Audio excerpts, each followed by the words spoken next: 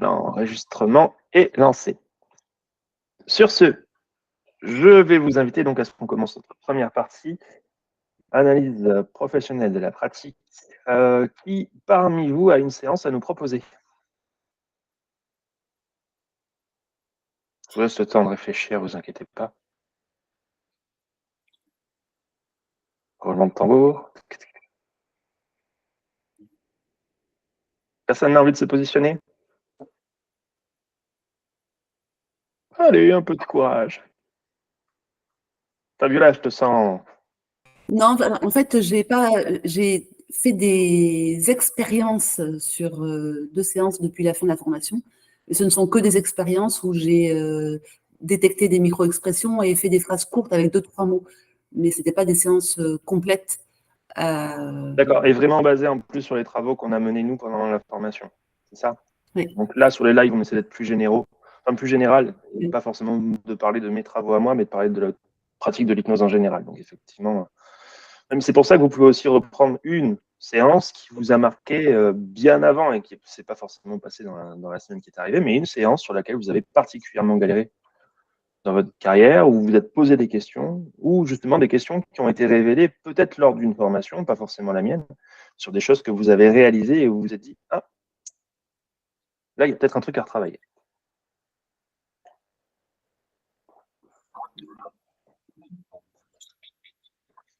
Non, personne? Valérie a ouvert le micro. Ouais, moi je veux bien.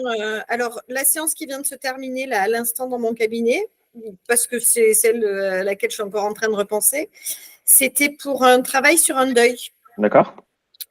Donc, c'est quelqu'un que j'ai eu, c'était la 3e fois qu'il venait, mais c'était la première fois qu'on travaillait sur le deuil de son père qui est décédé il y a 1 mois et demi à peu près. D'accord. Et c'est une transsexuelle qui est d'origine brésilienne. Donc, il y a un peu en tout cas, elle a un très fort accent et j'ai le sentiment qu'elle comprend exactement tout ce que je lui dis, même quand les mots sont compliqués. Mais moi, je ne comprends pas tout ce qu'elle me dit. Mais ce n'est pas gênant. Et donc, on est parti en transe profonde. C'est quelqu'un qui part en transe assez facilement, mais j'approfondis souvent par une respiration un peu holistique, une respiration un peu saccadée, parce qu'elle a très peur de faire des malaises et elle s'est rendue compte que finalement, ces malaises ressemblaient à un départ en transe quand elle partait en transe par la respiration. Donc, on a fait un départ en transe comme ça. Et ensuite, j'ai fait un peu ce qu'on a vu au séminaire, c'est-à-dire que je lui ai demandé où elle était. Et en fait, elle me disait, je suis dans un tunnel, je suis dans un tunnel. Alors, c'est quelqu'un qui a de fortes croyances religieuses et elle s'est retrouvée avec son papa qui ne voulait pas passer de l'autre côté sans lui avoir dit qu'il aimait, dit au revoir, dit un tas de choses. Donc, je l'ai laissé un moment avec son papa où elle me disait, il me dit qu'il m'aime, il me dit que je suis forte, il me dit que je vais y arriver, il me dit que… et je n'ai pas réussi à faire ce qu'on avait vu ensemble, Jérémy, c'est-à-dire à lui dire, et toi aujourd'hui, là, parce qu'en fait, elle n'était pas dans un autre moment, elle était dans un moment présent. Donc, elle a beaucoup pleuré. J'ai fait un peu de stimulation bilatérale.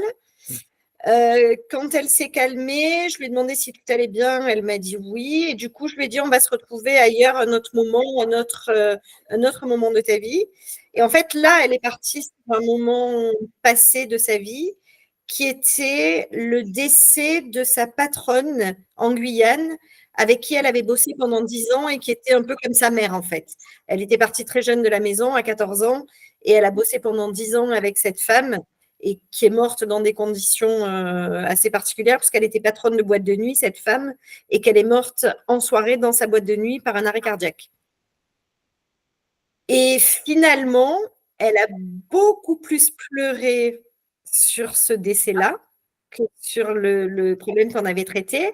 Et quand je lui ai demandé ce qu'elle pouvait faire, elle a ramené son père avec elle pour dire au revoir à cette patronne. Donc, à un moment donné, j'ai vu que ça se calmait. Je lui ai demandé si eux n'avaient pas quelque chose à faire pour elle. Là, elle avait une espèce de sourire qui apparaissait. Du coup, je lui ai dit, il faut que tu intègres ce que tu viens de vivre. Et là, je lui ai dit, je t'offre un silence et pendant ce silence, je te laisse intégrer ce que tu as besoin d'intégrer. Ça a dû durer un quart d'heure, 20 minutes à peu près.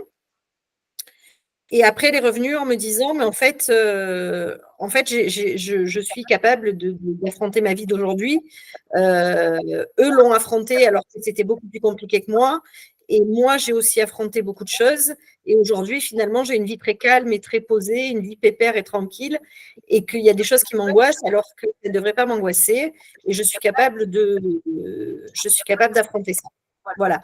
Alors, j'ai l'impression que c'est un peu moi qui me suis fait balader, c'est-à-dire que je n'arrivais pas à retomber dans le cadre à chaque fois. Mais je me servais un peu de ce qu'elle m'apportait. Mais c'est vrai que j'étais un peu perdue. Qu'est-ce que je fais de tout ça? Voilà. Je t'ai senti Alors, pas. Vas-y, elle vient de partir. Elle vient de partir. Ouais. Donc, c'est vraiment tout frais. Ouais. Ok, très bien. Je poserai mes questions après. Bon, petit récapitulatif, tu me corriges, Valérie, si j'ai oublié des choses ou si tu veux rajouter les choses au débrief que j'ai fait, d'accord? Ouais. Donc, tu as fait face en séance à une demande de gestion d'un deuil sur une personnalité transsexuelle. On verra si c'est important ou pas. Tu as géré une induction par respiration. Le deuil, j'ai oublié de préciser, est de 45 jours. Il date d'il y a 45 jours. Ouais. Induction par respiration, par jeu de respiration, notamment respiration que tu appelles holistique, c'est ça? Oui. Qui t'a emmené directement sur une architecture de transe, donc sur des visualisations qu'elle avait d'un tunnel où elle rencontrait le défunt, c'est ça? Oui. Oui. Ok, de là, tu as enchaîné sur un travail, t'as pas enchaîné sur un travail de mise en distanciation, mais plutôt sur juste la rencontre entre le défunt et la personnalité et ton sujet, c'est ça? Oui. D'accord. Cette rencontre, tu n'y as intégré aucune influence, tu les as juste laissés discuter entre eux, c'est ça? Oui, juste à un moment où je lui ai demandé qu'est-ce qui t'apporte à toi, quoi. Alors, c'était sur le deuxième pas. Sur le deuxième quoi? Sur le deuxième événement, en fait. Oui, là, on parlait encore du premier. Sur le premier, tu as juste laissé se faire la rencontre. Oui. C'est ça, au fur et à mesure de la rencontre et que son père lui disait des choses, des mots qui venaient appuyer sa vie d'aujourd'hui. Oui. Bonjour Fred. Tu as juste laissé faire et tu n'es pas intervenu, c'est ça? Non. Super, très bien. De ce tunnel derrière, tu as remarqué qu'elle pleurait beaucoup. Oui. Et tu as choisi d'utiliser les stimulations bilatérales alternées pour calmer la charge émotionnelle. C'est ça? Oui. Oui. Ok, très bien. De là, tu as induit pour aller autre part. Tu as suggéré en fait qu'elle puisse se retrouver dans un autre endroit qui pourrait peut-être être important. Oui. C'est ça? Ok, tu te retrouves du coup face au décès de sa patronne en ambiance régressive associative. Elle est vraiment à l'enterrement, c'est ça? Ouais. Elle n'est pas à l'enterrement, elle vient d'arriver dans la boîte de nuit. Elle voit qu'il y a, en fait, de son appart, elle voit la boîte. Ok. Elle sort fumer une cigarette et elle voit plein de monde dehors et les lumières éclairées dans la boîte. Donc, elle comprend qu'il y a un problème et elle rentre dans la boîte et les pompiers ne sont pas encore là. Donc, sa patronne est morte au sol. Elle y est? Elle voit la scène ou elle te la raconte? Elle y est. Ok. Donc là, tu trouves des charges émotionnelles plus, beaucoup de larmes, beaucoup de réactions, c'est ça? Oui. Ok. Et là, tu l'invites à quoi? Là, je l'invite à. Je lui dis qu'est-ce qui pourrait changer. Et là, il y a son père qui arrive. Elle se retrouve avec son père. Ok.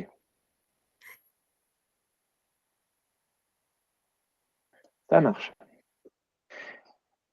Derrière, il y a la rencontre avec le père et le fils ou la fille. Ouais. Je ne sais pas dans quel sens c'était la. Alors, aujourd'hui, elle est femme. Aujourd'hui, elle était déjà femme quand elle était en Guyane. Ouais. Okay. Donc, il y a la rencontre entre la fille et le père. Ouais, C'est ça? c'est ça. Très bien. Il se passe ce qui va se passer, il y a les conseils du père en fonction de la chose. Ouais, et très vite, en fait, elle sort de là Ouais, et elle se retrouve face à sa patronne et à son père, vivant tous les deux. d'accord. Et du coup, elle discute avec les deux. Ouais, Ok, très bien. Derrière, il se passe ce qui va se passer aussi. Tu n'interviens pas là-dessus, hormis le fait que tu prononces la phrase. Est-ce qu'ils n'ont pas quelque chose à faire pour toi? ouais, Ça va? Quelque chose à oui, faire pour toi. c'est ça, c'est ça. Très bien. Derrière, pareil, phase d'accumulation et de choix des modifications et des changements à mettre en place. Et derrière, tu Ouais, lances une intégration parce que pour toi, c'était OK. C'est ça? ouais, Il y a eu ouais. un contrôle quand même? Tu as contrôlé l'impact des conséquences des choix qui ont été faits ou pas? Non. Ah, d'accord. Donc, il manquait un contrôle. Mm. Ça marche. Super. Donc, tu lances une phase d'intégration où tu lui dis qu'elle peut Attends, non, prendre. non, je t'ai dit une connerie. J'ai fait un contrôle. Elle s'est retrouvée chez elle, en fait. Elle était chez elle, elle était chez elle avec ses chiens. Donc, elle était hyper bien, elle était chez elle et on voyait que sa respiration était beaucoup plus ample. En fait, je t'ai dit, il n'y a pas de contrôle parce que moi, quand elle est revenue chez elle, c'est qu'elle avait. Tu vois, pour moi, j'aurais dû tomber dans mon processus à moi sur un autre événement du passé. Or là, elle ne tombait pas sur un événement du passé, elle tombait sur le présent, chez elle, bien à l'aise comme il faut. D'accord. OK, ça marche. Pour l'intégration, donc tu lui dis qu'elle a juste à apprendre à intégrer ce qu'elle a intégré. Ouais. Sans influence, sans prononcer de bon, de bien, de quoi que ce soit. Non, non. OK, derrière. Est-ce que tu as mis un marqueur objectivable en place? Non, je n'ai pas mis de marqueur objectivable. C'est quoi un marqueur objectivable? Une catalepsie ou une lévitation du bras? Oh, oui, oui, Oui, oui, oui, elle a la main. C'était la main qui se mettait en lévitation. D'ailleurs, elle était une en catalepsie et l'autre en lévitation. Et bon, au début, je me demandais laquelle allait. Parce que les deux se sont soulevés au début. Puis après, il y en a une qui est restée à un endroit et l'autre qui a continué à s'élever. Ça a duré un quart d'heure, 20 minutes à peu près. D'accord, tu avais posé une finalité sur la suggestion de ce marqueur? Quand la main toucherait le visage. OK, parfait. Elle a touché. Super, on a tout. Et après, on a le réveil avec un diffusing où elle t'explique ce qu'elle a pu tirer de l'expérience et comment elle se sent. Ouais. C'est ça? C'est ça. Les marqueurs positifs. Parfait. Là, j'ai bien résumé un petit peu la situation pour toi, c'est bon? Ouais, c'est bon. D'accord. Pour tout le monde, j'ai insisté sur des points clés. Normalement, vous avez pu le remarquer. Ça devrait orienter un peu vos questions. Donc là, je vous laisse la main mise. Vous pouvez poser toutes les questions que vous avez à poser à Valérie dans la stratégie qu'elle a mis en place, dans les techniques qu'elle a mis en place, pour que vous puissiez un peu vous retrouver dedans et puis lui poser les questions sur les éléments qui vous semblaient pertinents ou au contraire un peu plus fragiles pour vous. Ça marche? Je vous en prie. Personne de questions? Ça va? Vous pouvez aussi donner un avis, simplement. Hein. Moi, Valérie, juste, je voulais savoir pourquoi tu avais éprouvé le besoin de faire des stimulations bilatérales. Alors, c'est quelqu'un qui a énormément de crises d'angoisse et qui a tout le temps l'impression qu'elle va faire des malaises. C'était d'ailleurs l'objectif de les 2 premières fois où elle était venue me voir. Et là, je sentais qu'elle était un peu comme si elle allait faire un malaise. Donc, j'ai fait quelques stimulations pour refaire tomber un peu. Et d'ailleurs, au retour de la transe, elle m'a dit j'ai senti que je partais, comme quand je suis chez moi et que je fais des crises d'angoisse. Et en fait, j'ai contrôlé toute seule. Elle m'a dit, j'ai contrôlé toute seule. Je dois être capable de le contrôler. D'accord. Parce qu'en fait, elle appelle les pompiers quand elle est dans cette étape. Ok. Linda, tu as levé la main. Oui, Valérie, déjà, merci pour nous avoir fait partager cette expérience-là. Et j'aurais juste voulu savoir, à travers la formation qu'on a vue il y a une semaine, est-ce que tu as repéré les micro-expressions, des charges émotionnelles que tu aurais pu appliquer ce qu'on a vu Alors, ou pas? suite à la formation avec Jérémy, le premier jour, je me suis éclatée. C'est-à-dire que je me suis vraiment servi des micro-expressions. Putain, ça a marché à tous les coups. Je me suis dit, je suis trop forte, j'ai tout intégré. Le deuxième jour, la cata, rien n'a marché. Du coup, ça m'a un peu déstabilisée en me disant, bon, pars quand même un peu sur ce que tu sais avant de vouloir faire. Donc, je me sers plutôt des micro-expressions non pas pour les emmener en France. Pour l'instant, je me dis, je vais faire comme je faisais avant, ce sera peut-être plus simple. Par contre, j'ai fait une super expérience, alors pas dans ce cadre-là, mais avec un couple qui venait me voir. Enfin, ils n'avaient pas un rendez-vous de couple, c'était le monsieur qui avait un rendez-vous et qui m'a appelé la veille au soir en me disant est-ce que je peux venir avec ma femme parce que ça ne va pas. J'ai dit bah, si vous voulez. J'avais déjà fait des séances à 2 avec eux. Et en fait, j'ai fait l'exercice que nous a fait faire Jérémy, c'est-à-dire qu'à un moment donné, j'ai dit à la dame levez-vous et sans dire aucun mot, je veux que vous lui fassiez comprendre qu'il doit venir vous voir. Et en fait, ça a été incroyable. C'est-à-dire qu'elle, il y avait plein de micro-expressions de peur, de peur. Il y avait vraiment… et lui, quand il l'a vu comme ça, il s'est mis à pleurer, alors que c'est quelqu'un qui ne pleure pas facilement, sauf s'il est en transe. Mais là, il était vraiment très ému de voir sa femme comme ça. Et du coup, j'ai failli quitter la pièce parce que je me suis dit, il faut que je les laisse tout seuls, en fait. Et c'était très important parce qu'ils croient qu'ils ne communiquent pas, mais parce qu'ils veulent tellement communiquer qu'ils mentalisent tout. Et du coup, ils ne s'observent plus. Et là, ils ont repris conscience que s'observer, c'était aussi vachement important plutôt que de penser ce que l'autre était en train de penser. Je ne sais pas si je me fais comprendre, mais… voilà. Alors là, je sors du cadre, mais c'était vraiment pour dire la micro-expression et le… Moi, je l'ai vu, mais pas que moi, quoi. Lui aussi a vu les micro-expressions de sa femme. Très bien. Bon, sans parler trop de micro-expressions, quoi que ce soit, parce qu'il y a des gens qui n'ont pas suivi cette formation, oui. Et l'objectif de ces APP, c'est pas forcément de parler de mes formations, c'est vraiment de parler de vos expériences et de pouvoir négocier. Donc, forcément, ça revient sur le sujet, c'est très bien, on peut en discuter un peu. Là, effectivement, c'est très bien de voir que, surtout pour tout le monde, hein, ça va être important pour tout le monde, c'est extrêmement bien que tu aies pu utiliser des compétences ou des exemples de choses qui t'ont marqué en formation, que ce soit sur les miennes ou sur toute autre formation, d'exercices qui t'ont parlé et que tu as su remettre en place au profit de tes patients. Ça, c'est super. C'est-à-dire que ce n'est pas parce que vous êtes hypno que vous devez faire à tout prix d'hypnose. D'accord ? Quelquefois, il faut savoir trouver l'outil nécessaire à répondre à votre rôle de thérapeute et d'accompagnant avant tout. D'accord ? L'hypnose n'est qu'un outil à travers votre rôle de thérapeute. Même si vous y êtes spécialisé et que c'est votre outil principal, ça reste un outil. Quelquefois, utiliser d'autres éléments, comme l'analyse du comportement et ce que tu as pu mettre en place pour remettre en place une communication, comme certains éléments de Gestalt, comme certains éléments d'autres types de thérapie, thérapie cognitivo-comportementale, etc. C'est bien parce que ça va enrichir votre pratique. Ça va ? Et du coup, vous saurez cibler avec l'outil nécessaire le bon élément qui va révéler à votre patient ce qu'il a besoin de se révéler à lui-même. Ça, c'est très bien. Donc, c'est le seul truc que je voulais relever dans cette question que tu as posée, Linda, et dans la réponse que tu as apportée, Valérie. Ça marche ? Voilà. On peut parler, bien sûr, de ce qu'on a vu en formation, mais le but, c'est que tout notre live d'aujourd'hui ne tourne pas autour de ça. Ça marche ?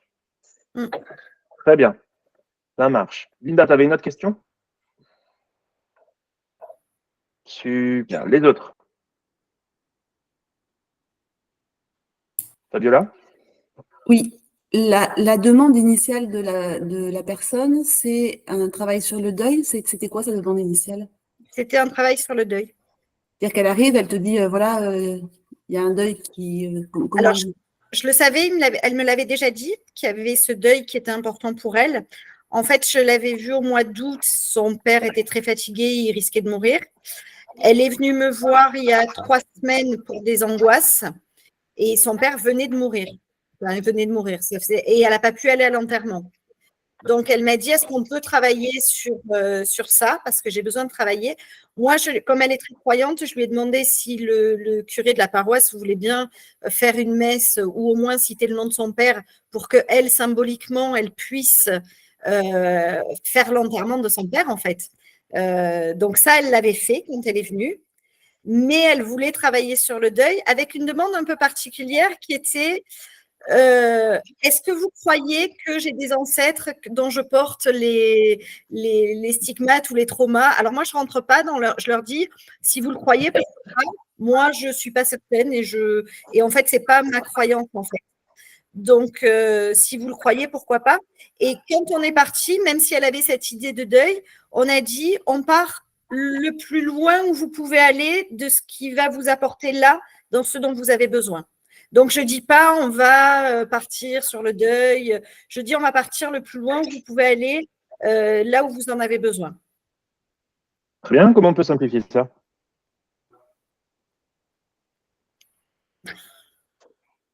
J'ai pas entendu ce que tu as dit. Comment on peut simplifier cette phrase? Ah, au fait, c'est du sirop de cerise, hein, c'est pas du rosé. Je précise. La pinte de rosé, bonjour. Alors, comment on peut simplifier cette phrase? Bah, on peut dire un truc du genre on va aller là où c'est bon pour vous, enfin, là où ça va être utile pour vous, quelque chose comme ça. Plus simple. Ah. Et oui, parce que là, regarde, on reprend juste vos deux phrases. Valérie, dans la phrase que tu as prononcée, et en fonction des croyances de ton sujet, qu'est-ce que ça risque d'induire ou pas? Le bénéfice-risque.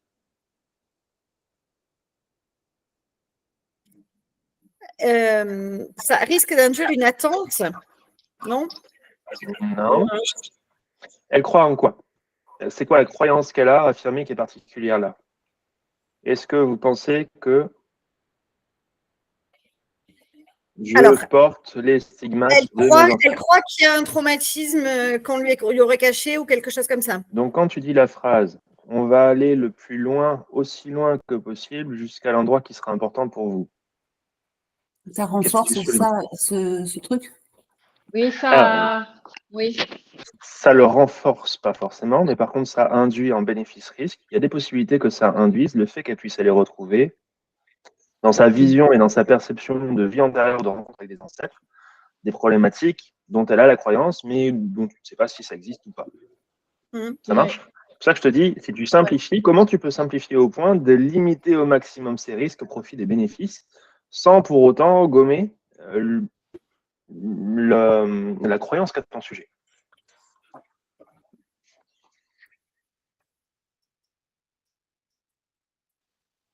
Et si on l'invitait à se reprendre sa responsabilité par rapport à son histoire? Alors là, le problème, c'est que tu viens dans l'autre sens, tu viens contrer sa propre croyance. Tu vas venir. C'est pas l'objectif de la séance. L'objectif de la séance, c'est de travailler sur un deuil qui date d'il y a 45 jours. Est-ce que, moi, ma question, ce que je voulais voir, c'est le deuil, je ne connais pas la structure du travail d'un deuil. Ce que j'ai fait avec une jeune femme qui était venue suite à un décès de sa maman, c'est que les premières séances, c'est-à-dire une par mois, je l'ai écoutée et je lui ai dit que c'était normal qu'elle soit en souffrance. Elle devenait orpheline de sa maman. Et parce qu'en fait, je suis arrivée là-dessus parce que je ne sais pas la structure du deuil, je ne sais pas, il paraît que selon Evelyn Joss, il y a des choses, selon plein de hypnos, il y a plein de structures. Je ne savais pas et j'ai fait comme ça. Donc, je n'ai pas amené plus de travail que ça. Quand tu parles de structure du deuil, tu parles de la manière dont on a de sortir d'un deuil? Oui, alors les étapes, je les connais plus ou moins. Alors, mais la structure du travail sur une séance, voilà, quelqu'un arrive, il y a un décès, je veux travailler sur le deuil, je ne sais pas faire. Alors, moi, j'ai eu plein de deuils dans ma vie. Les premiers, j'avais 5 ans et des deuils assez violents et réguliers entre 5 et 8 ans à peu près. Donc, j'ai une grande expérience du deuil. Aucun deuil n'est pareil et aucun ne se surmonte de la même manière. Et tu as à chaque fois l'impression que c'est quelque chose de nouveau, que tu n'as jamais vécu ça. Ça, c'est pour mon expérience personnelle. Hein. Donc, moi, ça m'hérisse un peu le poil quand des gens disent voilà, pour le deuil, il faut faire ci, il faut faire ça. Parce que aucun des deuils que j'ai vécu, d'abord parce que tu n'as pas le même âge, tu n'as pas la même expérience, tu n'as pas le même vécu, tu n'as pas le même. Ouais, pour en avoir discuté avec ma sœur qui a fait un spectacle sur le deuil, on s'est beaucoup interrogé, on a interrogé la famille sur les nombreux deuils qu'on a vécus. Je ne suis pas sûre qu'il y ait une structure du deuil, en fait. Oui, c'est pour ça que il y a une structure de systémie adaptative. En gros, à chaque fois qu'il vous arrive quelque chose d'important à vos yeux et dans votre subjectivité, dans la construction de votre perception et de votre subjectivité, qui vient renverser vos croyances, vos expériences, vos attentes, votre éducation, bah forcément, ça va être quelque chose qu'il va falloir réadapter. Ça s'est démoli, il va falloir réadapter. Vous vous rappelez de l'image que vous avez donnée de la maison carrée avec les piliers du temple? Oui, vous l'avez en tête? Voilà. Un deuil, c'est rien de plus qu'un pilier qui tombe. En fonction de l'importance du pilier, ce sera plus difficile ou moins difficile de réhabiliter. Sauf que c'est jamais le même pilier pour aucune des personnes qui tombent. Et ça, il faut bien l'intégrer. C'est qu'en fait, il faut pouvoir prendre le deuil, comme toute autre situation potentiellement, entre guillemets, traumatique, potentiellement déstabilisante pour la construction identitaire de votre sujet. C'est surtout ça. Ça va? Donc, en soi, il n'y a pas de structure. Et on ne peut pas s'adapter juste à une structure qu'on va répéter en mode c'est un deuil, j'adapte mon protocole deuil. Parce qu'en fait, vous allez peut-être, ça va fonctionner, mais en termes de bénéfices-risques, vous avez d'énormes chances de passer à côté les bénéfices qui seront nécessaires à votre sujet pour s'en sortir. Ça va? Si on commence à dire et c'est pas si grave, et c'est machin, et c'est normal. Non, c'est pas normal en soi. Pour ton sujet, c'est pas normal. Et la manière qu'il aura de réagir, ce sera sa manière à lui. Si on commence à dire c'est normal d'être triste, ça veut dire que les personnes autour d'elle et qu'elle a pu observer en termes d'influence sociale et psychosociale, comme sa mère ou quoi que ce soit, et qui ont eu des réactions différentes, ce serait peut-être pas normal alors, puisque elle avait la réaction normale. Tu vois ce que je veux dire? Et comment tu vas venir déstructurer en fait la totalité des conséquences des relations sociales et psychosociales qu'elle peut avoir avec le reste du groupe restreint dans lequel elle vit, sa famille, son groupe professionnel en fonction de qui est décédé, tu vas interagir là-dessus avec des influences qui vont la faire se positionner plus tard avec ces conséquences-là et qui risquent de la mettre à mal avec son univers de vie. Tu vois ce que je veux dire? Oui. Il faut toujours penser à bénéfices et risques dans ce que vous dites. C'est pour ça qu'il faut toujours limiter au maximum les impacts. Si, pour en revenir au sujet, parce qu'on part en digression là-dessus, pour en revenir à la question, et à la croyance notamment du sujet, vous croyez que ça peut être lié à des stigmates que j'ai de mes ancêtres, et que tu balances, on va aller voir au plus loin et au plus profond de ce qui est utile, et de ce qui est pertinent pour aller voir ce qui vous concerne vous, on sent qu'en termes de bénéfices, en termes de risque, il y a un tout petit risque qu'effectivement on vienne affirmer et confirmer ses croyances, et il y a un bénéfice qui n'est pas si énorme que ça dans cette phrase-là, et qu'on peut peut-être tourner différemment pour réussir à limiter ses impacts et ses conséquences. Ça va? Ouais. Et cette phrase-là, c'est quoi?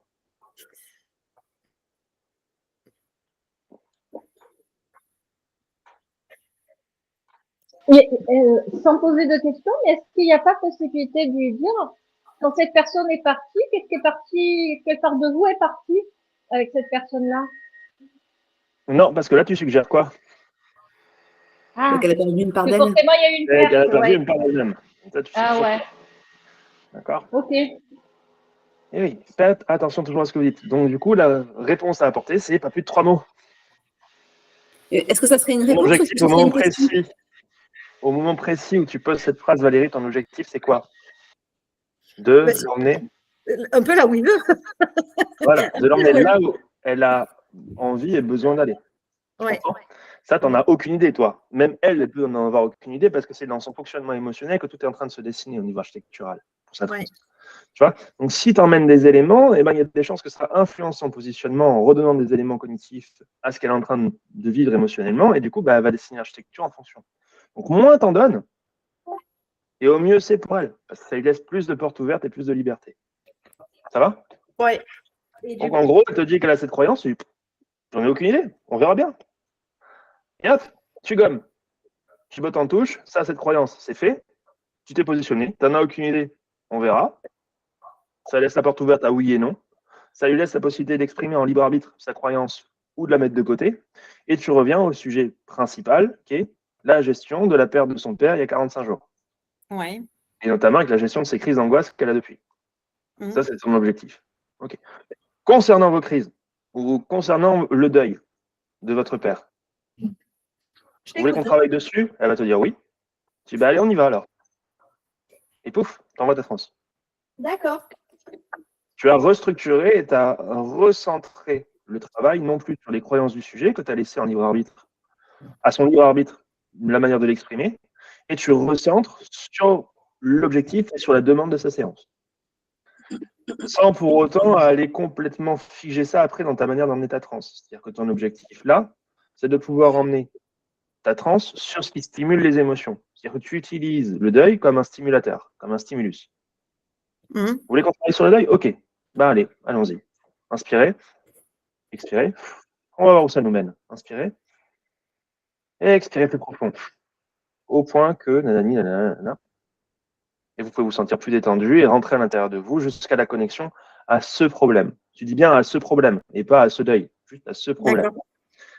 Le fait de dire ce problème, c'est un mot qui est assez neutre et qui va être rattaché pour elle de manière implicite à la véritable problématique pour laquelle elle est venue. Ouais. Ce qui peut faire écho soit au deuil de manière cognitive, soit à toutes les choses qu'elle ressent de manière émotionnelle. Ça va? Et du coup, son architecture de trans, là, va s'opérer et s'organiser à sa manière à elle et selon sa propre perception et sa propre subjectivité. C'est comme ça que tu en arrives derrière au tunnel. Ouais. Ça peut être un tunnel, ça peut être une spirale de lumière, ça peut être n'importe quoi. On n'en a rien à faire, en fait, de la manière dont la forme de l'architecture s'impose à elle. Ce qui compte, c'est que ce soit elle qui se soit influencée elle-même dans cette construction-là. C'est elle l'architecte, c'est pas toi. Ça va? Et au moins tu donnes d'influence avant, au plus tu laisses propre cette capacité d'interprétation et cette capacité d'architecture. Ça va? Ouais.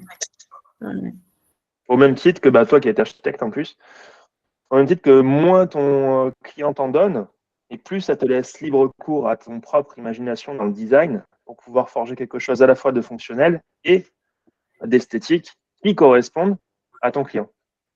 Ouais. Tu vois, plus ils t'ont dit et plus il va te mettre de défis techniques et plus c'est difficile pour toi parce que forcément tu vas y aussi y mettre ton interprétation derrière et c'est plus difficile. Ouais. Alors s'il te donne juste l'essence de ce qu'il veut, toi tu vas pouvoir y coller ta propre version et ta propre subjectivité de l'architecture qui va y être ta propre signature et du coup ça sera beaucoup plus facile. C'est exactement la même chose pour ton sujet. Tu dois le considérer comme s'il était un architecte. Ok. Au moins tu lui en donnes, au plus tu le laisses libre d'être capable de créer correctement quelque chose qui lui ressemble, dans lequel il va s'identifier et qui va être gage d'une trans plus profonde. Ça va? Ça va. Est-ce que c'est clair pour tout le monde ça? Est-ce qu'il y a des questions sur ce que je viens de dire?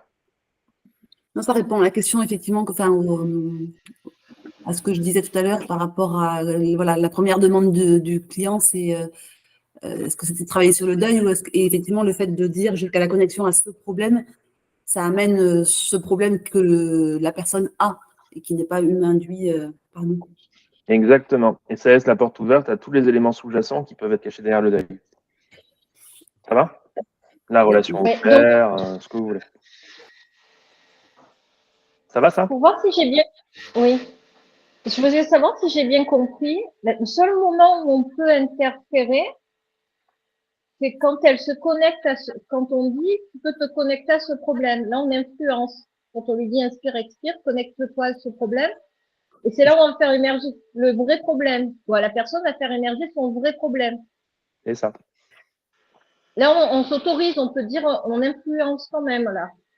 Tu l'influences dans le cadre où tu la guides vers sa problématique, c'est ce qu'elle te demande. Là, tu tiens ton rôle de thérapeute. D'accord. Elle vient te voir pour régler un problème. Donc le problème, il est existant. C'est un mot qui est assez neutre, qui est assez imposé par elle-même pour pouvoir être utilisé. Sans être restrictif au deuil. Si tu dis et connecte-toi ou fais face à ce deuil maintenant que tu es en transe, tu limites au deuil. En disant problème, tu ouvres les horizons et tu ouvres le nombre de portes qui peuvent être ouvertes. Ok. C'est pas influence, c'est tu utilises un mot, un connecteur, un stimulus qui va permettre d'ouvrir un maximum de portes. Là, dans cet élément-là, c'est problème. Ça aurait pu être expérience pour une autre type de transe, ça aurait pu être le mot le plus neutre qui vous vient à cet instant précis et qui vous permet de donner le moins d'influence possible. Ça va?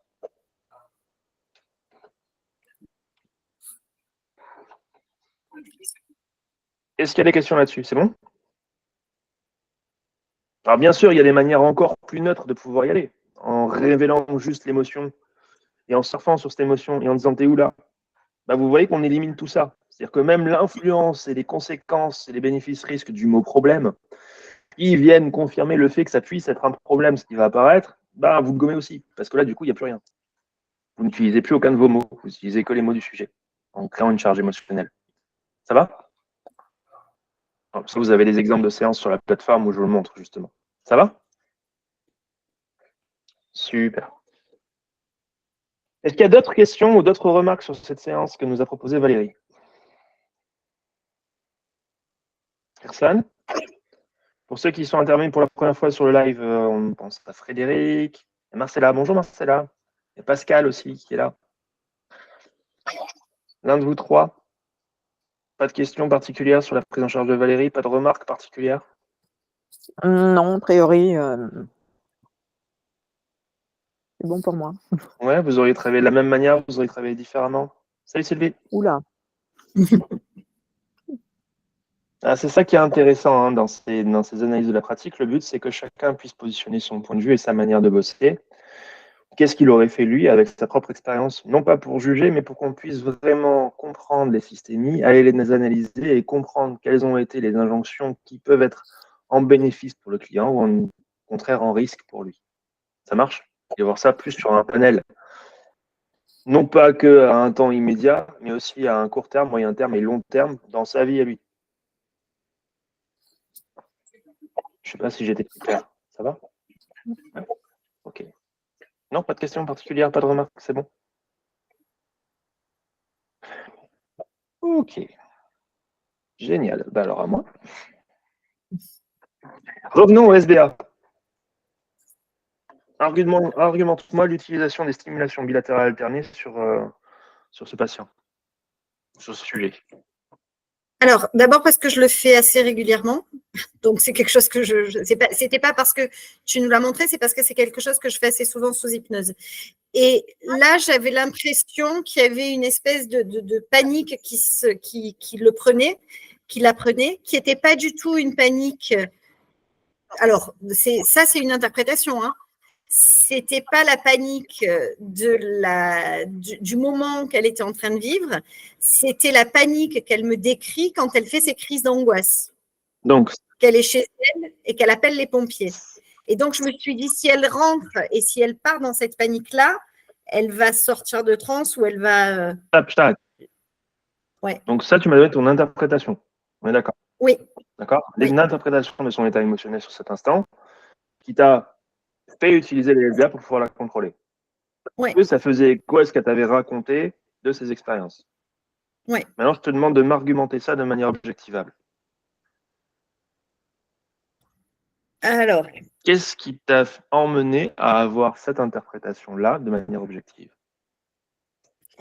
Elle était dans cette respiration très, très poussée, très forcée. Elle a le corps qui s'est tendu. Elle avait le visage qui était complètement crispé. Et il y avait, alors, les yeux qui s'étiraient, les lèvres qui s'amincissaient, beaucoup de larmes et beaucoup de mouvements de corps. Les mouvements de corps, comment? Alors moi, j'ai plusieurs fauteuils dans mon cabinet. Je l'avais fait mettre dans un fauteuil où elle pouvait être presque pas allongée, mais semi-assis. Et en fait, elle faisait des balancements comme ça. D'accord. Ça marche. Très bien.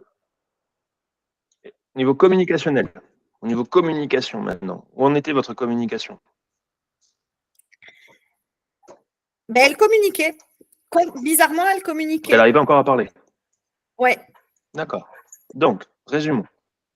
Tu as une modification du comportement communicationnel de la personne au non-verbal qui montre un geste de retenue, une augmentation du rythme respiratoire, une augmentation du rythme cardiaque et de la tension, avec une modification de la coloration du visage, une modification de la crispation du visage, du diamètre au niveau des yeux, d'accord, du diamètre des yeux, de l'ouverture des yeux, des mouvements de crispation au niveau des mains et des gestes dynamiques répétitifs.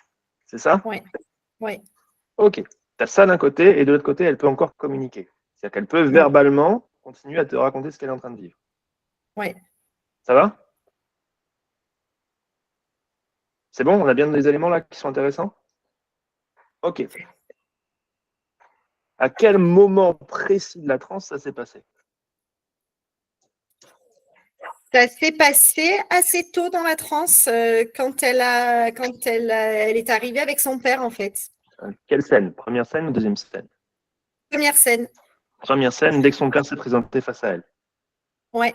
D'accord? Donc, à quel moment technique dans ta stratégie de transe c'est apparu? On est dans quelle phase de travail? On est dans quelle phase de la stratégie?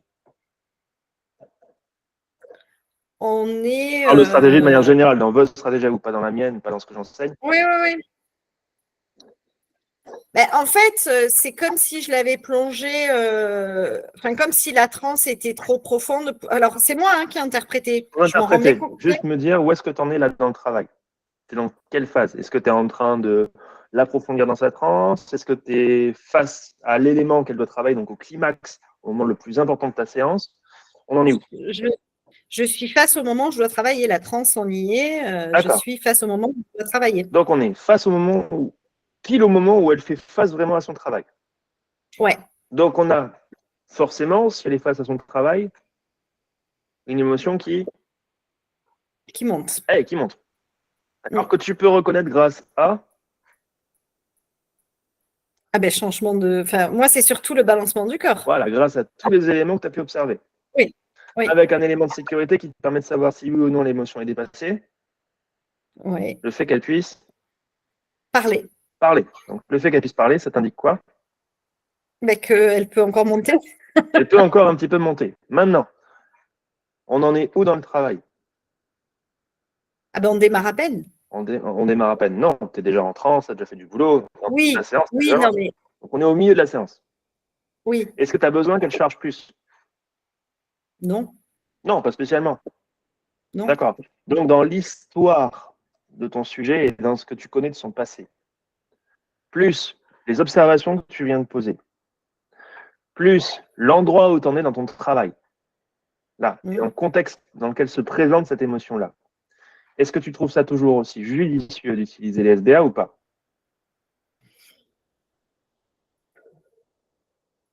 Moi, je pense que oui.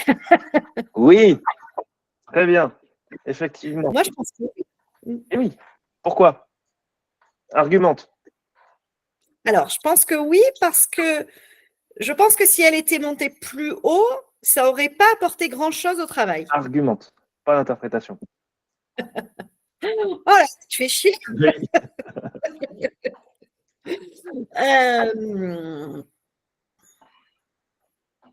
Tu as juste à reformuler tout ce qu'on vient de dire. C'est pas facile de reformuler. Mais elle est en train de elle démarre le travail. Il faut pour moi, il faut stabiliser. Mais j'interprète à nouveau. Je n'argumente pas, j'interprète. Quelles sont les raisons qui font que là, tu as besoin de stabiliser? Eh bien, parce que ça communique bien et que je sens qu'il faut stabiliser pour qu'on puisse avancer dans le travail. Bénéfice-risque à cet instant précis de la séance. Alors, le risque, ça m'est déjà arrivé, c'est qu'il y ait quelqu'un qui tombe ou. Voilà. Donc, je fais gaffe quand il y a des choses comme ça. Je vais te donner la réponse. Bénéfice-risque. Ouais. D'accord? Tu as ton observation. Donc, modification comportementale importante, indiquant une charge émotionnelle importante avec une modification physiologique. Accélération du rythme respiratoire, accélération du rythme cardiaque, modification de la tension, tout ça, c'est physiologique. Ça marche? Que tu as pu observer par des signes physiques qui s'y présentent et qui sont significatifs à ça. C'est bon? Ouais. Okay. Dans un contexte précis où tu n'as pas nécessité à avoir une charge émotionnelle trop importante parce qu'elle est déjà face à sa problématique. Elle a déjà architecturé sa transe et pile cette charge émotionnelle qui se présente, c'est à l'instant précis où elle va à la rencontre de son problème. Donc là, l'apparition du père, en haut. Ça marche? Oui. Très bien. Donc, est-ce que c'est logique ou pas d'avoir une charge émotionnelle à ce moment-là? Oui. Oui. D'accord. Les risques, si tu laisses monter l'émotion, c'est quoi? Ben, c'est qu'on ne puisse plus travailler. Qu'on puisse plus travailler et surtout qu'on retombe dans des schématiques comportementales et somatiques qui soient rattachées à ce qu'elle vit déjà depuis que son père est mort. C'est-à-dire les fameux. Ouais. Ça va? Ça, c'est un risque. Ça ne veut pas dire que ça va se passer, c'est que c'est un risque. Le bénéfice que tu pourrais tirer à continuer à faire monter cette émotion alors qu'elle est déjà haute là et que tu es déjà face au problème. C'est-à-dire que l'émotion a déjà suffi à mettre le cadre. Quel intérêt? Est-ce que ça peut t'apporter quelque chose de la laisser monter? Non. Pas spécialement. Moi, en tête, il n'y en a pas qui me viennent. Je ne pense pas que tu en sois venu sur l'instant. Donc, un peu de risque, pas de bénéfice. Qu'est-ce que je fais? Ben, je baisse. Je contrôle. Ça Mm. marche? J'abaisse. Très bien. Est-ce que je sors de transe ou est-ce que je dis qu'il faut être plus calme? Non, je ne sors pas de transe. Non. Et surtout, je ne suggère pas qu'il faut être plus calme. Pourquoi? Mais parce que je veux qu'elle reste dans la transe quand même. Et oui, et surtout, elle fait face à son problème. Donc là, si tu lui Oui. balances qu'il faut être plus calme, tu vas lui suggérer potentiellement qu'il faut qu'elle soit plus calme face à son problème. Donc, Oui. ça veut dire que tu es déjà en élément solutionniste et toi-même influenceur de la solution. Donc, c'est pas bon non plus. Donc, effectivement, ce qu'il va falloir faire, c'est juste utiliser les SBA pour provoquer une charge de focalisation, une attention sur autre chose que ce qui provoque l'émotion, pouvoir abaisser les facteurs objectivables sur le corps et sur la physiologie d'un calme et d'une focalisation qui revient lucide, et lui permettre de pouvoir faire face à sa problématique de manière plus concentrée, plus posée, plus raisonnée. Ça va? Oui. Ce qu'il t'a donné derrière, juste après le fait que tu aies fait les SBA, ça t'a donné quoi? Mais après, elle est devenue plus calme et puis on a continué Elle a commencé à faire quoi face à son problème? eh ben, à dialoguer, À à dialoguer trouver des avec Ouais. l'hallucination, la vision qu'elle avait de son père, la personnification qu'elle avait de son père dans ce tunnel. Tu vois? Ouais. Ça veut dire qu'en abaissant uniquement et simplement et de manière la plus propre possible la charge émotionnelle, tu lui as permis de pouvoir reconnecter ses capacités communicationnelles avec la vision qu'elle avait à cet instant précis. Tu vois ce que je veux dire? Ouais. Elle pouvait communiquer avec toi, c'est que c'était pas toi la source de la charge émotionnelle, c'était sa propre visualisation. Mm. Donc en la calmant, tu lui as permis de pouvoir se reconnecter de manière plus lucide à sa visualisation et donc de l'aborder de manière différente que ce qu'elle aurait fait d'habitude. Donc oui, les SBA ici étaient un bon choix à condition que ce soit bien argumenté. D'accord? Ce qui est intéressant en APP, c'est ça, c'est de pouvoir comprendre comment vous allez assumer votre positionnement et comment vous allez vous positionner d'une certaine manière dans la séance et comment vous allez analyser en termes de bénéfices-risques sur des arguments concrets votre positionnement, comment vous allez pouvoir vous défendre. D'accord? Et c'est pas avec coup de je pense que ou j'ai senti que, non, ou parce qu'on m'a appris que, non. D'accord? N'oubliez pas que vous êtes seul professionnel responsable de la prise en charge que vous avez en face. Donc il faut que vous soyez capable de justifier la totalité des choses que vous allez dire et faire en séance. Ça, c'est super important. Ça va? Ok. Chouette. Concernant le reste de la séance, bah regarde, après, tu as adopté à chaque fois un comportement qui te permettait de pouvoir à la fois vérifier ce qui avait été mis en place par le sujet, lui laisser la place de pouvoir choisir et pouvoir lui permettre d'intégrer tout ce qu'elle avait intégré sans influencer que ça parte vers quelque chose de positif pour elle ou de négatif. C'est-à-dire lui laisser la place de pouvoir intégrer les choses comme elles ont besoin de s'intégrer pour elle dans sa propre perception. Ça, c'est propre. Très bien. D'accord. Est-ce qu'il y a un truc que tu aurais aimé changer dans cette séance? Alors moi, je me sentais un peu perdue par rapport à quand je guide plus, en fait. C'est-à-dire que je sais pas l'expliquer, mais ouais, j'avais l'impression que, alors c'est peut-être ce qui est bien justement, que c'était elle qui faisait tout et que moi, ben, je ramais un peu derrière, en fait. Alors, le bilan de la séance à la fin, c'est quoi? Ah ben à la fin, elle est... Ouais. Le bilan, c'est quoi? Ben, objectivement, le visage avait changé, elle avait l'air bien plus détendue. Elle s'est pas rendue compte que j'ai fait les stimulations bilatérales, puisqu'elle m'en a pas parlé, et elle m'a dit c'est fou, j'ai compris que je pouvais gérer mes crises d'angoisse, que j'étais pas obligée d'appeler les pompiers. Et puis à la fin, elle m'a parlé un peu de son père et de son ex-patronne en me disant que finalement, elle pouvait pas faire en sorte que les gens qu'elle aimait ne meurent pas et que ses larmes finalement, c'est ce qui allait cicatriser sa douleur et qu'elle pouvait pleurer. Ok. Tout ça, tu n'as pas du tout influencé dans un sens ou dans l'autre.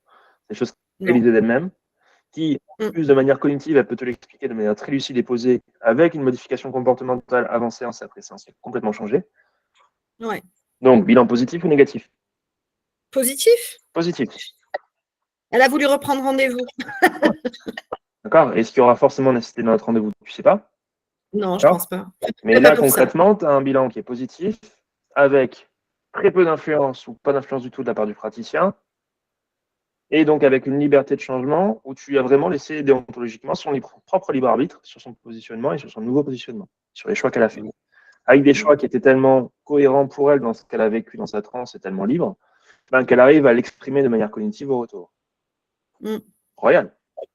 Ça va? Donc, là, concrètement, on a un bilan de séance qui est potentiellement très positif pour ton sujet. D'accord? Sans parler de niveau de performance, on s'en tape, c'est vraiment juste l'analyse de comment mon sujet est entré, comment il est sorti, et quel est le gap, quelle est la modification que j'ai reconnue entre les deux, et qu'est-ce qui a été mis en place pour ça. Est-ce que je suis directement responsable en ayant créé des influences dans ce que j'ai dit, en posant mes interprétations, en posant des influences et des injonctions, en mode « et tu peux te rendre compte à quel point ça va mieux maintenant ?» Non, ça, concrètement, c'est une injonction, c'est-à-dire que vous lui imposez à se rendre compte qu'elle va mieux, alors que peut-être qu'elle n'a pas besoin d'aller mieux de suite. Et qu'il faut aussi respecter son parcours adaptatif. Ça va? Voilà, donc, au bout du compte, tu fais ton bilan, tu regardes à quoi c'est dû le changement qu'il y a eu entre A et B. C'est pas dû à moi, c'est bien. Moi, j'ai su guider et rester propre. Elle a pu trouver ses expériences elle-même. J'ai juste donné les injonctions nécessaires à ce qu'elle fasse face à ses expériences, sans juger si ça doit être bon ou mauvais. Ok, ça c'est ok. Ah, là, j'aurais peut-être pu corriger ça. J'aurais peut-être pu éviter de lui dire est-ce qu'ils n'ont pas quelque chose à faire pour toi? Là, j'ai peut-être un peu trop influencé. Là, comment je peux corriger ça sur mes prochaines séances et comment éviter ça?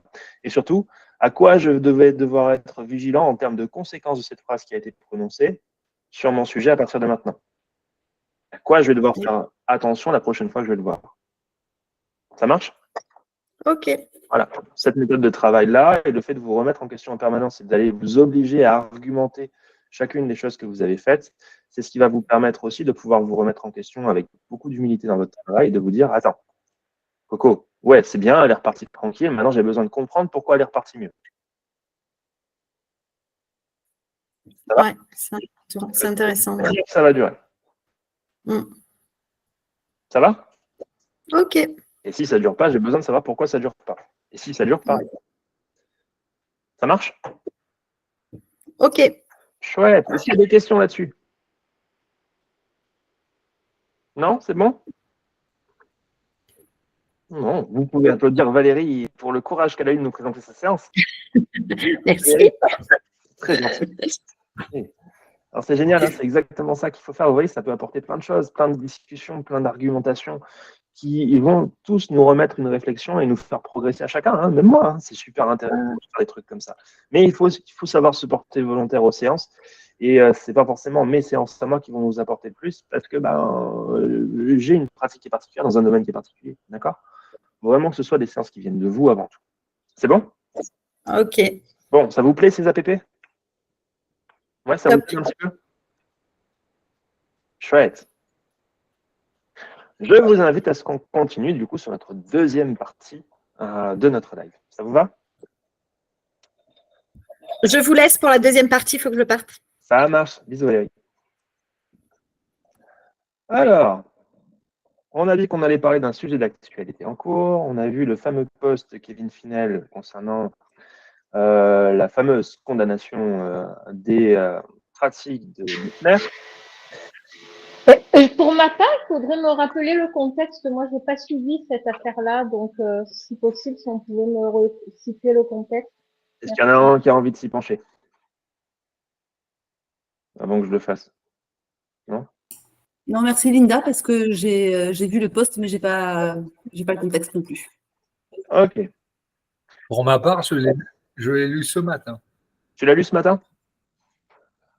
Ok. Ouais, j'ai même lu quelques commentaires de différents. Ok. Les commentaires, pour l'instant, on va les laisser de côté. Là, ce qui va être intéressant surtout, c'est d'essayer de comprendre. Merde, je ne retrouve plus le post. Hop. Est-ce que je le retrouve ailleurs? Non.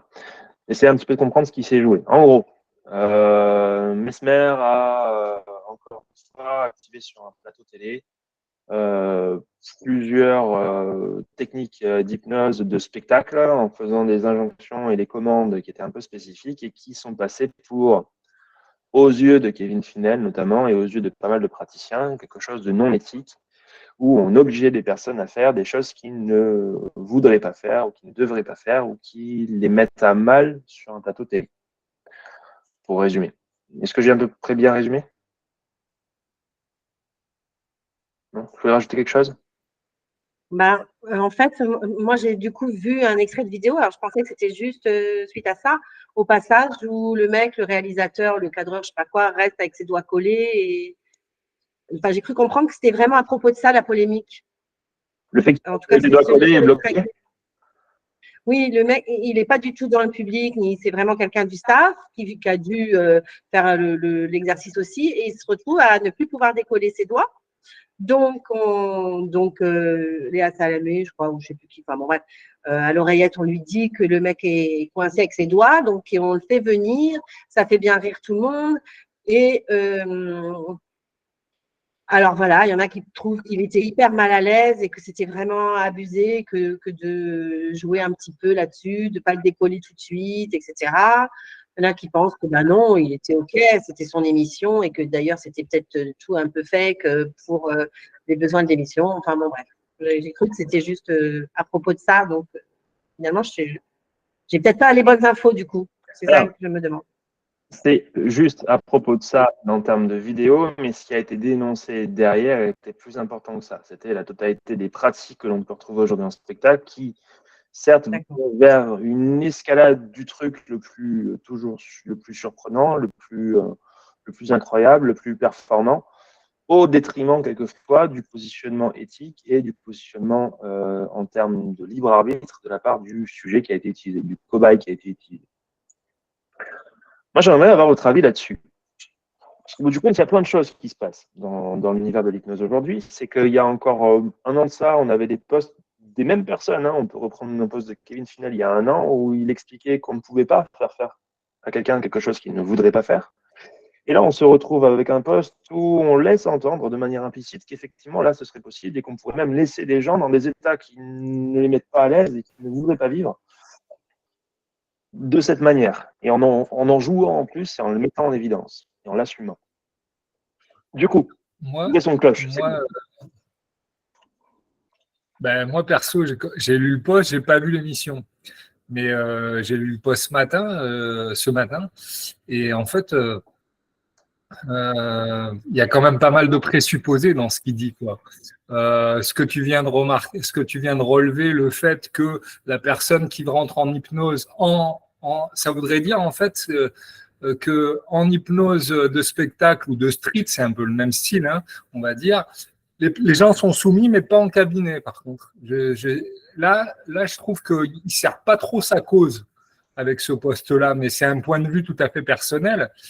Et il dit qu'il faut une éthique, il faut ceci, il faut cela, et en fait, il dit tout et son contraire. J'ai l'impression, c'est un peu paradoxal ce qu'il dit. Il dit que voilà, les gens, ils ont été soumis, qu'ils n'ont pas pu faire autrement. Je sais pas, il y a un malaise dans son poste, moi, je trouve. Hein. Développe.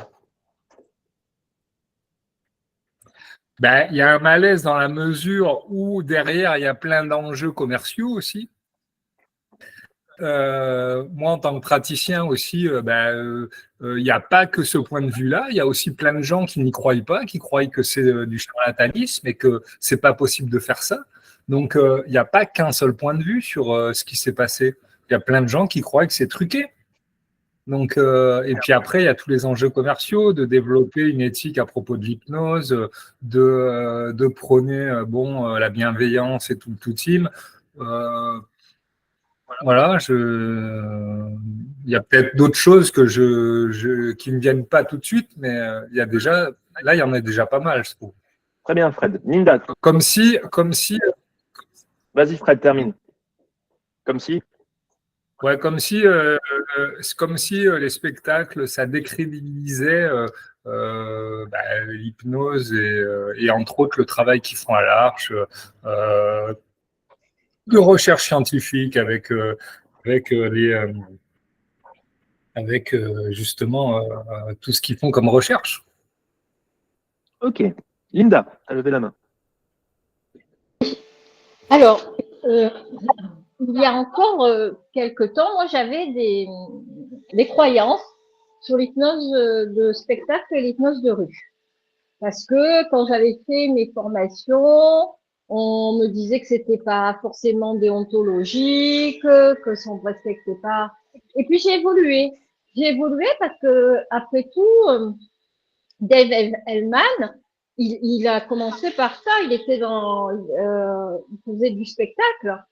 Et les médecins se sont inspirés. C'est les médecins eux-mêmes qui ont demandé après à Hellman de les former. Après, je peux toujours évoluer en me disant que si on demande les autorisations aux personnes, puis il y a les personnes qui sont amatrices, ils viennent en cabinet d'hypnose parce qu'ils ont fait notamment de l'hypnose de spectacle ou l'hypnose de rue.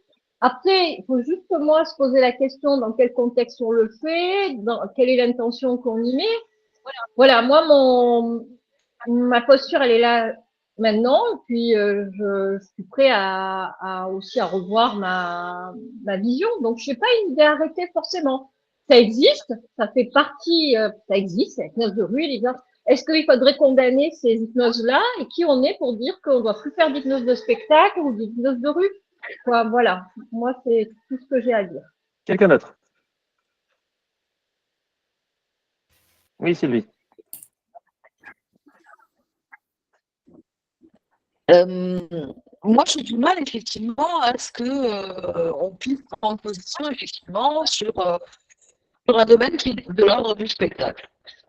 Pour moi, le spectacle, il fait le job, il va jusqu'au bout, c'est censé être spectaculaire. Donc après, la seule motivation à mon avis d'un poste pareil, c'est à la fois commercial, comme Frédéric le disait, je pense, pour dire, bah voilà, nous, voilà, ça fait le buzz, donc il y a une vraie mise en avant de, voilà, nous, c'est autre chose, nous, on prône autre chose, etc. Et puis peut-être, je l'ose espérer, peut-être une peur qui se matérialise comme ça en disant, est-ce que ça crée de la confusion dans l'esprit des gens parce que c'est pas suffisamment clair que ce type de spectacle a sa propre éthique et que nous, on en a une autre et que cette confusion ne vient pas aider l'hypnose thérapeutique. Mais pour moi, en tout cas, ça n'a pas trop, hormis demander à Mesmer, qui ne le fera jamais, de bien spécifier, attention, ce que je fais moi, c'est du spectacle et la thérapie, c'est autre chose. Et je pense que c'est pas son rôle non plus, enfin, il ne le ferait pas. Mais pour moi, c'est pas gênant, quoi. Il y a le spectacle, et il y a la thérapie à côté, quoi. Bien. Ça, c'est ma vision. Merci Sylvie. Quelqu'un d'autre? Moi, je rejoins ces deux avis, effectivement, de dire, après, toute critique est critiquable, toute pratique, il n'y a pas des caméras dans tous les cabinets, et pour autant, j'imagine, ou je me dis, c'est peut-être aussi une croyance que j'ai, qui m'appartient, mais je me dis, on peut tous faire un truc dérapé, tout est critiquable, et c'est aussi pour ça qu'on travaille en groupe, et pour améliorer nos techniques, nos pratiques. Donc, comme dit Sylvie, c'est une hypnose de spectacle, oui. Mesmer est bien connu pour ça aussi en même temps. Ouais, je vois pas. Les gens qui vont voir Mesmer, ils vont pas à un spectacle, à un concert de piano, un truc, ils s'attendent à voir du spectacle par Mesmer, de l'hypnose de spectacle, de l'hypnose qui fait waouh. Voilà. Ok. Et dans nos cabinets, on a aussi des trucs qui font waouh, mais à dimension plus intimiste. Ok. Merci Fabiola. Nico, tu as levé la main. Ouais, j'ai levé la main. Là, la séance de décryptage auquel on vient d'assister, tu es hyper attentif à mettre le moins d'influence possible pour la personne, d'être vraiment très respectueux de ce qu'on apporte, ainsi de suite. Pour moi, l'hypnose de spectacle présentée par Mesmer, c'est pas du tout du respect, ça partit pas à la culture de la bienveillance, mais ça partit plutôt à la culture de la domination et de j'ai du pouvoir sur les autres, soumettez-vous, plutôt ce serait comme encourager la télé-réalité à la place de Arte, quoi. On supprime Arte, on met que des émissions de télé-réalité. Je pense pas que ça nous aide à être des gens plus respectueux les uns vis-à-vis des autres. Ok, merci Nico. Quelqu'un d'autre?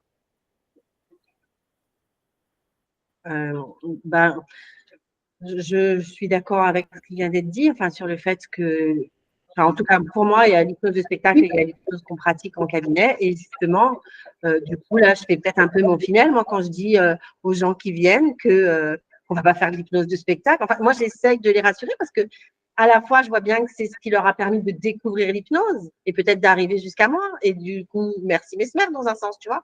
Mais je veux bien leur dire que je ne vais pas faire du tout la même chose et qu'à la limite, moi, leur faire la poule, bah, déjà, je ne vais même pas le faire et que ça ne va rien apporter, enfin, qu'on n'est pas là pour ça. Donc, voilà. Je pense que ouais, il y a deux pratiques et que oui, je crois que je me sens un peu peut-être comme Finelle, du coup, quand je dis ça aux gens. Enfin, j'ai l'impression de devoir les rassurer, mais peut-être que c'est mes propres craintes, finalement, peut-être qu'ils n'ont pas du tout peur. Hein. Je ne sais pas. Enfin, parfois, si, ils les expriment, et du coup, c'est pour ça que je vais dans ce sens-là, mais des fois, je devance. Quand je leur demande ce qu'ils savent de l'hypnose et est-ce qu'ils ont des questions, etc., et qu'ils me disent, ah, bah non, justement, je ne sais pas trop. Très souvent, c'est vrai que je commence en disant, bah, c'est pas comme ce que si vous avez déjà vu, mais ça, on n'est pas là-dedans. Nanana. Bon, voilà, j'essaie d'être rassurante. Ok, merci. Quelqu'un d'autre? Non, ça va, tout le monde a parlé en fait. Les autres sont partis. Ok. Qu'est-ce qui sort fondamentalement de tous vos discours? Le truc. Le dénominateur commun. Bah, c'est le nom de la personne, Non. Mesmer. Il y a un dénominateur commun là-dedans. Le consentement. C'est qu'on ne fait pas la même chose. Le consentement. L'éthique et la bienveillance. Non? Que c'est deux métiers différents. Dénominateur commun qui est entre les deux. C'est deux métiers différents. La déontologie, Non, c'est deux métiers différents, mais on en fait L'amalgame. une pratique. Mm. Il y a deux métiers différents et on en fait une pratique. C'est pas parce que je manipule les cartes, que je fais des tours de magie avec des cartes, que je vais être interdit et non éthique sur une table de poker dans un casino. C'est pas parce que je suis mathématicien ou statisticien que forcément je vais être interdit avec Jack. D'accord? À un moment donné, il faut savoir remettre les choses à leur place. L'hypnose, c'est un outil qu'on peut utiliser dans plein de choses différentes, dans plein de contextes différents et donc dans plein de métiers différents. On peut l'utiliser donc de manière différente, avec des déontologies différentes qui vont répondre à ces différents contextes. Ma manière d'utiliser l'hypnose à l'armée n'est pas la même que ma manière d'utiliser l'hypnose en cabinet, n'est pas la même que ma manière d'utiliser l'hypnose en urgence, n'est pas la même que ma manière d'utiliser l'hypnose en communication, par exemple, ou en danse, ou en sport. Ça va? Donc, de quel droit on peut se permettre d'aller donner un avis sur l'hypnose et en citant l'hypnose et en disant qu'on donne une mauvaise image de l'hypnose sans remettre en considération le contexte? C'est la grande question qu'il faut poser. Il faut savoir remettre l'hypnose dans sa définition pure. L'hypnose n'est qu'un ensemble de stratégies communicationnelles rattachées à différents contextes multimodaux. Point. Et à partir de là, on n'a pas effectivement à intervenir et à juger le travail que peut faire Mesmer ou le travail que peut faire Finelle dans deux contextes qui sont complètement différents et on ne va pas aller mélanger les torchons et les serviettes. Ça va? Personne n'ira me dire ou personne n'ira dire à un grand magicien « t'as rien à faire à une table de poker parce que tu manipules trop bien les cartes ». D'accord? Donc, c'est ce qu'il faut se poser comme question avant tout. C'est quel est le contexte dans lequel je vais utiliser cet outil et ces stratégies de communication? Je veux l'utiliser en thérapie. Ok, parfait. Donc, de quelle manière je dois me positionner en thérapie pour utiliser ces éléments-là? Je dois me positionner de manière la plus neutre possible, de façon à respecter le plus possible la construction de la psyché de mon client. Je n'ai pas à intervenir dessus parce que, 1, je n'en ai pas les compétences, et 2, ça serait une atteinte au libre arbitre et une atteinte aux fondamentaux de la conception de la subjectivité humaine. Ça va? Maintenant, si je dois me positionner en tant que spectacle, mon objectif, c'est quoi? Vendre du rêve aux gens. Ok, vendre du rêve aux gens, pour autant, en m'assurant de ne pas être délétère aux personnes qui vont intervenir sur ce qui va me permettre de vendre du rêve. Donc, de quelle manière je vais pouvoir créer des choses qui sont incroyables, spectaculaires, qui vont mettre des pépites dans les yeux à tout le monde, mais en m'assurant à chaque instant que toute personne que je vais faire intervenir et qui n'a rien demandé à personne soit en parfaite sécurité. Ça va? Ça, c'est mon rôle de spectacle. Quand je suis artiste, mon rôle, c'est de pouvoir véhiculer une idée en m'assurant de la sécurité des gens que j'implique dans mon spectacle. Je dois m'assurer que la scène soit assez solide pour supporter son poids, ou m'assurer que les escaliers soient assez accessibles, m'assurer que la salle soit assez bien équipée pour accueillir des PMR si mon spectacle est ouvert au PMR. Je dois m'assurer d'un certain nombre de choses qui vont me permettre de pouvoir réaliser ce spectacle en bonnes conditions et en toute sécurité. Ça va? Et là, après, en parlant des contextes, effectivement, dans le même contexte, on va pouvoir prendre plusieurs praticiens dans le milieu de la thérapie qui vont être plus ou moins en phase avec la déontologie que l'on va mettre en place, et où là, on va pouvoir se permettre de dire non, là, Coco, je ne suis pas d'accord avec toi, parce que d'un point de vue argumentation en termes de déonto, je peux t'avancer ça, ça, ça, là, tu portes atteinte à telle chose, et concrètement, c'est pas faire. C'est pas bon pour ton patient. On peut aussi le faire en spectacle. Prendre deux artistes de spectacle, Mesmer et Klaus par exemple, comparer leurs pratiques et voir quelle pratique paraît la plus déontologique dans le milieu du spectacle entre les deux. Et se dire, ok, bah là, dans la pratique, peut-être qu'il faudrait éviter ça. Ça va? Mais le véritable problème aujourd'hui qu'on a, c'est qu'on fait un amalgame entre l'usage de l'hypnose et le nom de l'hypnose dans différents contextes que l'on met ensemble. En gros, faire de l'hypnose en thérapie, faire de l'hypnose en spectacle, ce que vient de dire Finel, c'est que c'est la même chose. Implicitement, c'est ce qu'il vient de dire. Et ça, c'est pas normal. Parce que c'est donner trop de pouvoir à ce qu'est l'hypnose en soi. C'est bon? N'oubliez pas que derrière votre rôle d'hypnothérapeute, vous avez un rôle de thérapeute, avant tout. Spécialisé dans l'utilisation de l'hypnose. Et vous êtes thérapeute. Quelqu'un qui fait du spectacle, il est artiste. Spécialisé en hypnose. Mais il est artiste. Ça va? Militaire, soignante. Je suis militaire, soignante, spécialisée en hypnose. Mais je suis militaire et soignant. Ça va? Et quand j'utilisais mes capacités et mes compétences en hypnose dans le milieu militaire, dans un autre domaine, j'étais militaire et avec telle chose à mettre en place avec l'hypnose. Donc ça répond à différentes déontologies qui correspondent à chacun des corps de métier dans lesquels vous pourrez utiliser cet outil. C'est bon? Vous avez des questions là-dessus? Nico, tu as levé la main. Oui, c'était une remarque. Kevin Finel, il est président d'un syndicat d'hypnose, donc je pense que c'est une façon de se démarquer, peut-être de faire de la publicité aussi. Et après, pour moi, c'est quand quelqu'un vient en spectacle ou en thérapie, pour moi, il y a un enjeu qui est le même, c'est est-ce que la personne augmente son agentivité? Est-ce qu'après la séance, elle a gagné en capacité d'agir sur elle-même, le monde et les autres? Ou est-ce qu'elle a renforcé son impuissance, des choses comme ça? Là, avec Mesmer, je ne sais pas trop où est-ce que ça en est sur certaines choses. Et ça, c'est le genre de choses, effectivement, qu'à ce moment-là, on pourrait peut-être dénoncer. Mais il faudrait voir les impacts et les risques qu'ont provoqué des actions de spectacle sur les gens qui ont servi de cobayes, entre guillemets, de sujet à l'expérience. Voir quelles en ont été les conséquences. Or, ça, malheureusement, c'est quelque chose qui n'est pas fait dans le milieu du spectacle. On le sait. Il y a même certains hypnothérapeutes qui ont récupéré des pratiques, des sujets dans des états pas possibles à la fin de certains spectacles. Et où, effectivement, ça peut être dénonçable. Mais on ne peut pas aller dénoncer le fait qu'un type reste avec les doigts collés pendant 20 minutes. Déjà, parce qu'on ne sait pas de quelle manière ça a été mis en scène. Deux, on ne sait pas de quelle manière ça a été emmené. C'est-à-dire de quelle manière ça a été suggéré. Et trois, on ne sait pas derrière comment ça a été repris. Parce que tout ça, ça s'est fait hors caméra. Donc, comment on peut se permettre, nous, en sachant la complexité de l'intégration de la condition humaine et de la subjectivité, comment on peut se permettre de juger quelque chose juste sur 3 images qui durent 10 minutes? Ça va?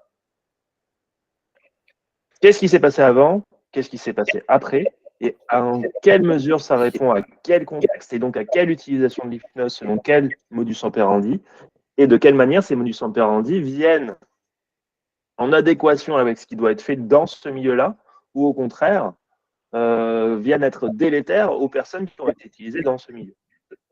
Et là, on peut se permettre de juger, peut-être, ou de donner un avis du moins, parce qu'on peut l'argumenter dans le bon contexte. Mais aller comparer la thérapie et le spectacle aujourd'hui, c'est véhiculer que l'hypnose est un élément générique qu'on peut utiliser dans un espèce de grand amalgame de mille et une manières différentes. Et à ce moment-là, ça veut dire qu'on met l'hypnose et puis les utilisations différentes, alors qu'on devrait faire le contraire. C'est différents contextes dans lesquels on utilise l'hypnose. Ça va? Linda, tu as levé la main. Ouais, c'est Oui, j'avais levé la main. Effectivement, je rebondissais sur ce que Nicolas disait. Je savais pas qu'il était président, mais quelque part, ce qui me questionne, c'est que l'hypothèse que j'aimais, c'est que Kevin Pinel ne l'a pas fait benoîtement. Il y a une stratégie derrière. Je sais pas laquelle, mais pour qu'il ait fait ça, il y a quelque chose. Je veux pas savoir le pourquoi du comment, ça ne m'intéresse pas. Mais en tout cas, il y a des. Moi, ce que ça me renvoie à moi, ça me renvoie à des querelles de chapelle. Et ce serait pas forcément servir l'hypnose, comme tu disais si bien, c'est un outil. Et qui on est pour dire que tel. Voilà. Après, il faut, comment dire, recontextualiser, dire être sur des faits. Voilà. Bon, moi, c'est faire de la polémique pour la polémique et ça m'intéresse pas. Ouais. Alors, ça, c'est une interprétation de l'utilité et de l'usage de ce type de poste par des professionnels. À la rigueur, ça ne nous correspond pas aujourd'hui. Ce qui va être intéressant, c'est le débat que ça a levé. Ça, oui. Les enjeux de politique, les enjeux de chapelle, pas ici. On n'en a pas besoin ici. On peut les avoir en off de notre côté parce que c'est des discussions personnelles. Donc, du coup, ça reste des interprétations et on n'a pas à se mêler de ça ici, en tout cas, et apporter débat là-dessus. Ce qui va être intéressant, par contre, c'est de voir comment on arrive à faire un amalgame d'une pratique alors que ce n'est qu'un outil. Ça marche? Ok. Est-ce qu'il y a des questions sur tout ce qu'on a vu aujourd'hui? Moi, je vais vous saluer, je vais devoir partir. Ça marche, Fabiola. Je te souhaite une bonne journée. Merci. Oui, bonne journée à tous. Au revoir. Salut. Est-ce qu'il y a encore d'autres interventions que vous voudriez avoir sur le sujet qu'on a abordé?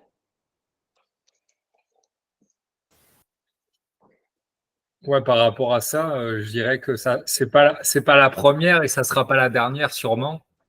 C'est un peu instrumentalisé, mais ouais, l'hypnose, c'est comme un couteau en fait. On peut s'en servir pour couper pour couper les légumes, la viande ou pour planter quelqu'un. Après, ça dépend comment on s'en sert et comme tu dis, dans quel contexte. Voilà. De toute manière, à mon avis, ça sera pas la dernière de comparaison entre les deux. Malheureusement, j'ai envie de dire. Non, après, ce qu'il faut surtout, c'est vérifier la connivence des propos qui sont tenus. De voir quels sont les gens qui sont capables de se remettre en question eux-mêmes, de pouvoir corriger leurs avis, de se corriger eux-mêmes, ou qui vont venir se contredire à leur propre insu en avançant des choses d'un côté et en avançant presque tout le contraire de l'autre, ou en favorisant implicitement le fait qu'on puisse comprendre tout le contraire de l'autre. Concrètement, ça, c'est pas correct.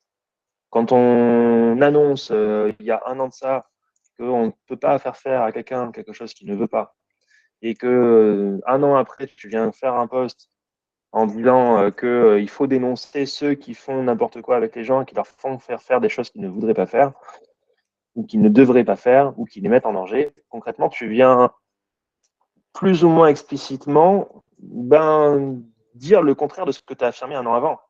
Et ça, c'est pas bon. Ça, c'est pas bon, parce que tout le monde savait déjà il y a un an qu'effectivement, le simple fait de penser que l'hypnose, on ne peut pas faire à quelqu'un quelque chose qu'il ne veut pas faire, c'est complètement faux, et que c'est juste un élément qui est enseigné en cours, de façon à pouvoir rassurer dans leur pratique, qui a été enseignée de manière très générique, les futurs praticiens qu'on préfère voir sortir au bout de 15 à 30 jours de formation. Parce que c'est faciliter leur déresponsabilisation face à la complexité de la prise en charge d'une personne par une autre. Voilà. Oui, Nico. J'ai commencé un cycle sur la honte en communication non violente. Ouais. Et pour moi, ça participe un peu à… Justement, quand je me forme 4 semaines et qu'à la fin des 4 semaines, j'ai un certificat, mais que moi, je sens bien que c'est pas OK, eh ben, je me sens inadéquate et je me dis que c'est moi le problème et j'ai honte. Donc, je pratique pas. Donc, je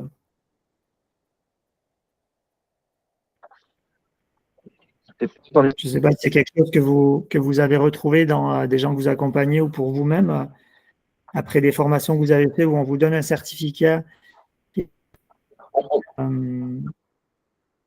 Ta coupe, Nico. On entend un mot sur deux, on n'a pas tout compris. Ah mince. Je parlais de l'émotion de honte ou du sentiment complexe de honte. Et que pour moi, je fais la supposition qu'en fin de formation, on peut ressentir de la honte de ne pas se sentir compétent par rapport à ce qu'on a appris. On a un certificat alors que soi-même, on ne se le donnerait pas forcément. Ouais. Mais on a cru à la promesse du début. La promesse du début, c'était en 4 semaines, vous allez être compétent, vous allez être… Et donc, au bout des 4 semaines, moi, je me dis, bah, c'est moi le problème, en fait. Alors que oui, mon problème, en fait, c'est ma naïveté. C'est le fait que j'ai cru qu'en 4 semaines, je serais capable de faire des choses sans entraînement. Et donc, voilà, je posais la question, est-ce que c'est quelque chose que vous avez identifié de votre côté? Est-ce que c'est une réflexion qui a un certain sens pour vous ou pas du tout? Pour honte là-dedans, il n'y a pas forcément de sentiment d'inadéquation. les autres, est-ce que vous avez une réponse à ça? Alors, moi, ça me parle parce que je sors d'un stage, donc il n'y a pas très longtemps, pour lequel j'ai eu une attestation. Pour autant, je me sens évidemment raccord avec ce que tu dis, c'est-à-dire pas du tout capable d'appliquer, d'utiliser encore vraiment, mais je trouve ça hyper normal. Pour moi, en fait, cette attestation, elle vient valider le fait que j'ai suivi cette formation. En aucun cas, elle vient dire que je suis apte à la mettre en pratique. Tu vois, après, c'est un truc qu'il va falloir que j'intègre et que j'utilise ou pas. À la limite, peut-être que aussi, des fois, on peut faire des formations et pas pour autant avoir vraiment envie de les utiliser. Enfin, bon, là, en l'occurrence, c'est pas le cas. C'est juste que je n'y arrive pas. Mais voilà, enfin, je ne sais pas si ça répond tellement à ce que tu dis, mais en tout cas, ça ne vient pas renforcer, là, pour le coup, mon sentiment d'illégitimité ou, tu vois, je me dis que c'est juste normal. On fait une formation et après, il faut laisser aussi infuser, il faut se l'approprier. Et je pense qu'il faut du temps. Et que ce petit diplôme, enfin, le truc qu'on a, le certificat, ça vient juste dire qu'on a fait cette formation. Point barre, ça ne dit rien sur ce qu'on est capable.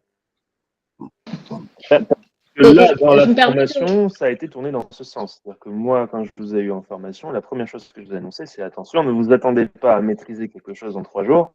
Ce ne sera pas possible. Il va falloir des années après derrière, de mise en pratique, où je serai là pour vous accompagner et vous tutorer et vous conseiller à chacune de vos questions, au maximum que je peux l'être, mais où effectivement, il va falloir avoir du travail. C'est-à-dire que la promesse de formation dès le départ était fixée à vous assister à un séminaire qui va vous apporter des réflexions et des outils pour pouvoir travailler sur ces réflexions et vous améliorer à votre manière et dans votre pratique quotidienne à vous, sans la remettre en question complètement.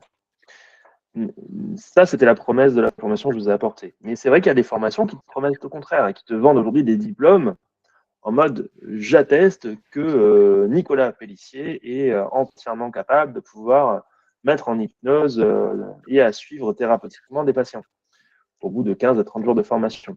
Là, concrètement, il faut remettre en question l'impact de la promesse de formation qui a été donnée et non seulement sur l'école en soi, mais sur le personnel qui en sort avec ce diplôme, qui lui se sent absolument pas performant et à qui on dit mais il faut juste que tu oses.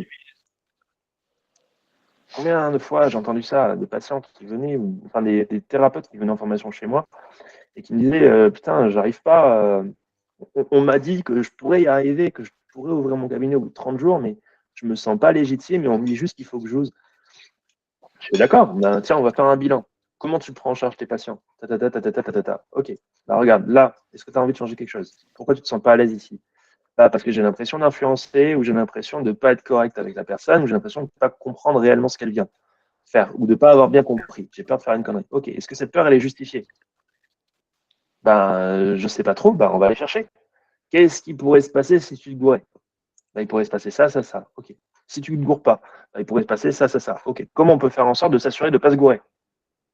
Je ne sais pas. Ah, voilà, donc tu as trouvé quelque chose qu'il fallait travailler. Maintenant, il va falloir que tu t'assures de trouver quelles sont les raisons qui feraient en sorte que tu ne te gourres pas. Et donc, c'est bien qu'il te manque quelque chose dans ta formation. Voilà.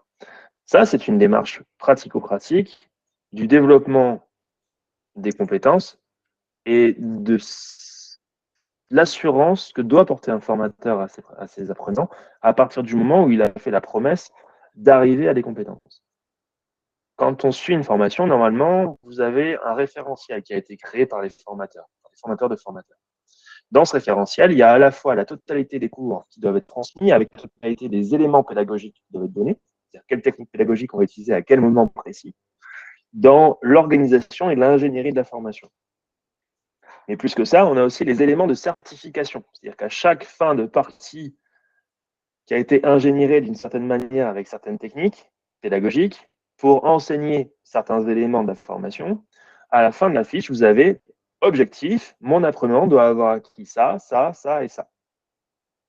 Et ces éléments-là, ces compétences, on doit les retrouver dans une fiche générique à la fin, une fiche de certification dans laquelle on va pouvoir venir cocher sur une échelle orthonormée le niveau de compétence, le niveau d'acquisition qu'a eu l'apprenant sur les compétences citées.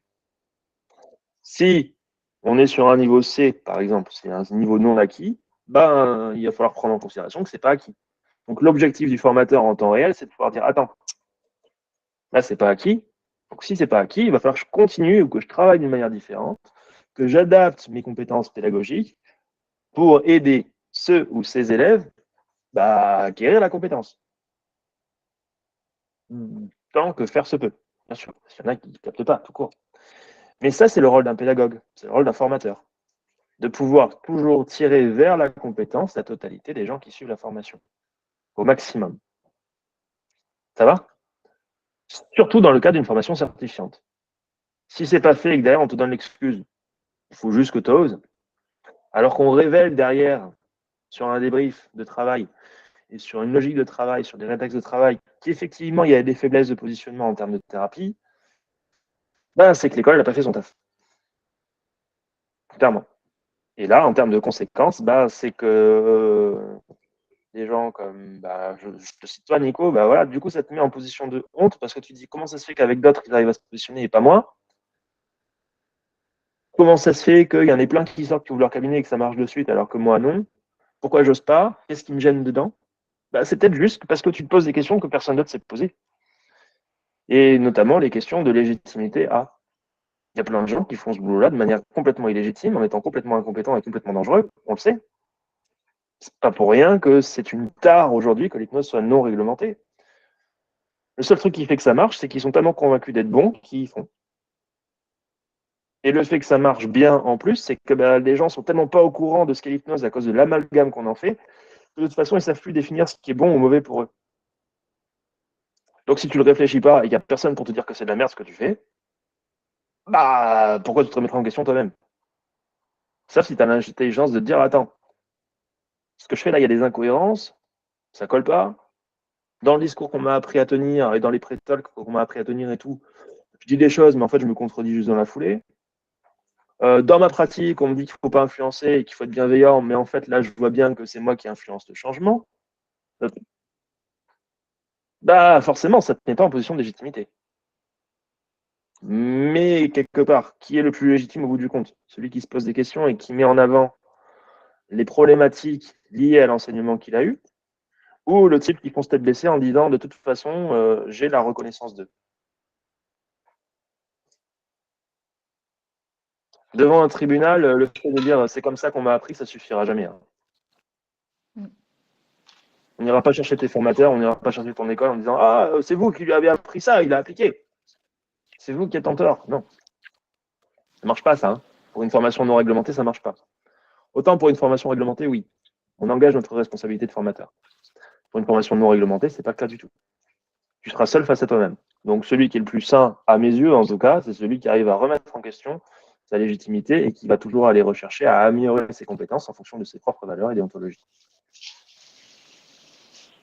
Oui, alors Jérémy, je rejoins ce que tu dis, mais moi j'ai fait des formations et tout parce que je suis quelqu'un qui adore apprendre, mais à force de se poser trop de questions, pour ma part, je n'ose pas me lancer à trop parce que j'ai toujours cette peur de me dire est-ce que on le voit et tu vois, je le vois là en plein dans les analystes pratiques, comment le moins influencer la personne, comment moins intervenir. Et je sais que par moment, j'ai cette crainte-là, je veux dire, je vais peut-être poser une question et je vais induire quelque chose. Et moi, surtout, je veux pas ça, quoi. J'ai cette peur-là parce que je me dis, j'aurais pas respecté la personne, j'aurais pas resté son libre arbitre. Tu vois, tout ce que ça engage. Et moi, ça me met des freins, ça me met des peurs. Et je sais que pourtant, je n'ai pas à avoir honte, hein, mais vraiment pas. Je suis consciencieuse. Je sais que dans mon ancienne pratique, excusez-moi, c'est ma fille qui. Dans mon ancienne pratique de travail social, j'ai toujours été dans le cadre très respectueuse. Je recevais même, on m'orientait des gens que les autres ne prenaient pas parce que j'avais mon cadre de déontologie, tout ça. Donc, j'ai eu plus de 10 années d'expérience d'accompagnement professionnel, mais passer le cap de me dire je vais ouvrir mon cabinet d'hypnose, j'ai la trouille. Je me dis, mais parce que je sais que je travaille sur de l'humain, quoi. Je peux induire des choses et j'engage ma responsabilité aussi. Et ça, c'est vrai que voilà, j'ai peur, j'ai des peurs, je le dis, je l'avoue. Et encore, et pourtant, j'ai pas je dis des formations de peu, j'en ai fait des heures, des heures. J'ai eu j'ai fait de la PNL où on a eu des examens, où j'ai su, où on m'a dit que ça allait, quoi. Mais moi, bon, alors, là, je me sens un peu rassurée parce que voilà, je fais partie d'une assoce. Là, on a des analyses de pratique. Mais ce qu'on a appris et j'en reviens aussi, alors peut-être aussi récemment, le stage qu'on a fait, je rejoins aussi Claire. Je sais que tu le disais très bien, ça demande des années, quoi, un an. Là, j'ai essayé pendant une semaine de repérer des micro-expressions autour de moi, mais j'en suis pas encore là, quoi. Hein. Je me dis, waouh, je me dis où j'en suis, quoi, parce que ça me demande un travail vraiment sur moi et sur ma posture professionnelle. C'est à questionner, ça me questionne moi, c'est pas bon. Et Voilà. justement, Linda, c'est justement ça la question. C'est de quelle manière tu peux te nourrir de cette peur pour aller rechercher les éléments que tu penses avoir à corriger.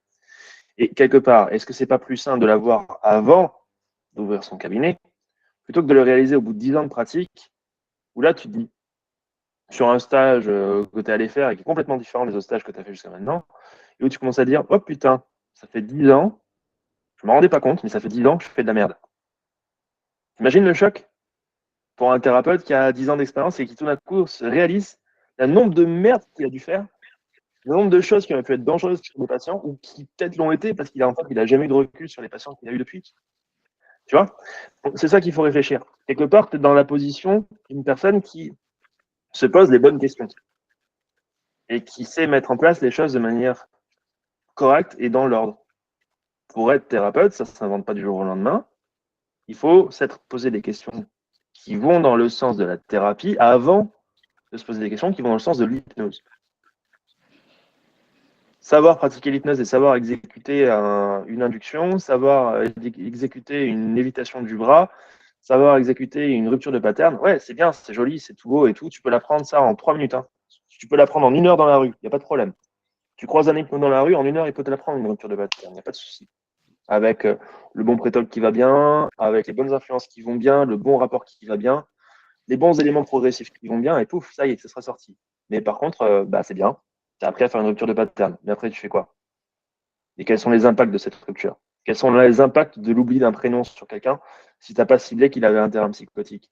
Quel est l'impact de la modification des attirances sociales ou des affects chez quelqu'un en le faisant tomber amoureux de son voisin? Alors que peut-être que sans que tu le saches, il était déjà secrètement amoureux de cette personne qui va exprimer des choses qui, dans le consensus social qu'ils avaient mis en place avec son ami, et lui allait très bien jusque-là et que ce n'était pas des choses qu'il voulait mettre à la lumière. Et toi, tu t'amuses comme un con dans la street à faire ce genre de choses sans prendre en considération ces éléments. Tu vois les impacts que ça peut avoir sur ces gens-là? C'est aussi con que ça. Alors oui, peut-être que 9 fois sur 10, ça n'aura pas d'impact et ce sera juste rigolo. Mais il suffit d'une fois. Une fois pour flinguer une relation, pour flinguer un contact, pour flinguer une vie. Sur une connerie. Parce que tout ce que l'on fait a un impact sur la pensée. Donc ces choses-là, il faut savoir les doser, les comprendre et surtout les assumer quand on les met en place et les rattacher à un contexte. Donc en fait, c'est bien de se poser ces questions-là avant, au bout du compte. Parce que oui, c'est complexe, c'est compliqué. Ce métier-là, il est compliqué. Et il met en jeu plein de choses. Ça va? Est-ce qu'il y a des questions là-dessus? Ou envie de relancer? Ça vous parle ou pas? Ouais? Vous avez vos micros coupés, donc je ne peux pas vous entendre. Bon, petit bilan rapide de notre entretien et notre live de ce mois-ci. Pour ceux qui sont encore présents, qu'est-ce que vous a apporté ce live en 2-3 mots, simplement, histoire qu'on puisse conclure ensemble? Ça marche? Claire, on commence par toi? Ce que ça m'a apporté, ben écoute, très humblement, là, ça m'a apporté déjà de voir comment ça se passait avec toi, ces lives, parce que c'était le premier. J'ai trouvé ça intéressant de voir, maintenant tu avais dit en 3 mots, ben écoute, intérêt, questionnement et puis réflexion. Super. Merci Claire. Linda. Oui, donc moi j'avais, dans le premier temps, je n'avais pas très bien compris, mais c'est très bien quand tu nous as repositionné le cadre. Je pensais que l'analyse de la pratique, c'était vraiment sur les micro-expressions, tout ça. Donc j'ai compris que c'était, voilà, ce que, bon, moi je pratique pas, donc je ne sais pas si je fais, faut que je fasse comme ça. Non, voilà, je pratique pas, donc ça va être dur pour moi pour apporter quelque chose. Donc voilà, je pourrais vraiment pas apporter de séance, hein, ça je vous le dis, j'ai pas de cabinet, ou à moins de demander à quelqu'un qui veut bien faire une séance, mais est-ce que ça rentre ou pas dans le cadre? Je peux pas demander, voilà. Donc, Alors, sinon, ça. On peut parler de l'analyse du comportement, on peut parler de l'application de la lecture des micro-expressions, on peut en parler, il n'y a pas de problème. Mais à ce moment-là, tu le proposes comme, entre guillemets, une expérience, une séance que tu as vécue, une expérience de l'utilisation de l'analyse du comportement, et on peut le positionner comme ça en analyse de la pratique sans aucun problème. Il faut que se lancer dès le début. À ce moment-là, tu prends la parole, comme l'a fait Valérie, tu dis, bah voilà, moi j'ai une expérience à vous proposer en termes d'analyse du comportement, il s'est passé ça, ça, ça, j'ai pu reconnaître ça, ça, ça, j'ai rencontré des difficultés ici et là, et là on peut le positionner. Tu vois, et ça permet aux gens qui n'ont pas forcément ces connaissances-là de s'y ouvrir un petit peu s'ils sont curieux, ou de quitter le live si ça ne les intéresse pas, et de pouvoir jouer là-dessus. Tu vois, mais dès qu'on a enclenché quelque chose sur une thématique, comme là, la séance de Valérie, on va éviter de retomber sur les formations, surtout que là, vous étiez en majorité des gens qui étaient sur la dernière formation, pour essayer d'ouvrir au maximum de gens. Sinon, ça se transforme en un discours qu'on n'a que entre nous, entre gens qui ont été formés, ça fait un peu sectaire, tu vois. L'objectif, c'est quand même d'ouvrir au maximum de pratiques, pour que les gens puissent tirer un maximum d'avantages pour eux au quotidien dans leur pratique et un maximum de remise en question. Ça va? C'est juste ça. Et tu peux très bien apporter une séance d'analyse du comportement, c'est largement recevable, ça peut être hyper pertinent pour plein de gens. Ok, bon. D'ailleurs, pour ceux qui regardent le replay, si vous avez envie de mettre en commentaire si ça vous intéresse, appuyez, posez des commentaires, vous pouvez. Je répète que sur chaque live, sur chaque chose qui est postée sur cette plateforme, vous pouvez commenter sans aucun problème. Ça marche? Nico? Merci. Avec plaisir, Linda. Moi, ce que ça m'apporte, les différents éléments sur lesquels on peut prêter attention pendant une séance d'hypnose, comment justement identifier à quel moment on va avoir de l'influence, à quel moment c'est important d'être à l'écoute d'où en est la personne et de quelle dynamique elle a elle-même. Voilà, plein de subtilités. Il faudrait que je réécoute 2-3 fois le live pour essayer d'en récupérer un peu. Ok, cool. Merci Nico. Fred? Ben moi, je suis arrivé un peu en retard, donc j'ai entendu que la fin de la séance qu'elle a proposée. Mais sinon, toujours très intéressant le décryptage, justement, des endroits de la séance à bien repérer, de ne pas être dans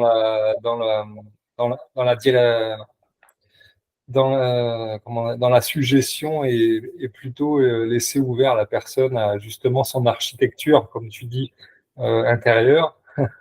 Voilà, ça c'est pas mal. Après, vous avez beaucoup parlé des micro-expressions. J'ai pas fait la formation avec toi, mais je connais parce que avec Jordan, Il en a proposé même des mini vidéos sur YouTube de celui qui est connu là. Donc moi, je me suis déjà entraîné dessus, je connais un petit peu. Peut-être à faire justement, avec l'analyse du comportement avec toi, ça doit être sympathique vu qu'on s'est déjà vu une fois. Si tu viens à Nice, un de ces quatre, pourquoi pas?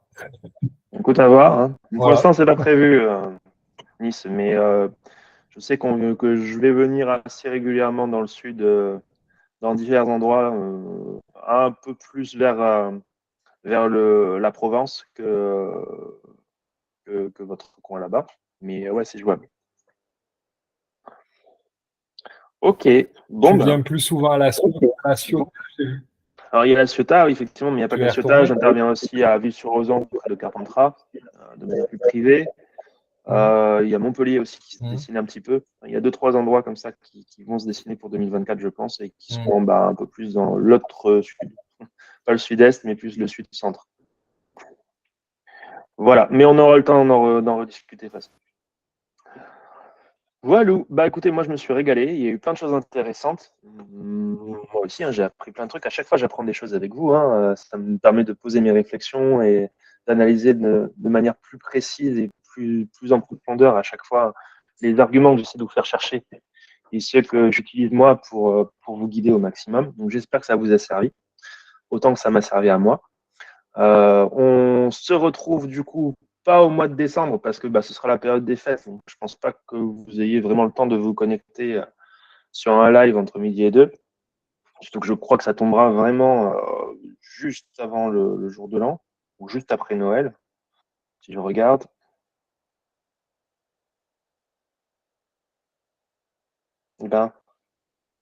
C'est ça, ça tomberait le 26 décembre. Concrètement, je pense qu'on sera tous un peu dans les fêtes. Donc on se retrouvera plutôt en janvier, où on fera un live à coup sûr fin janvier, donc le dernier mardi de janvier. Ce sera le mardi 30 janvier.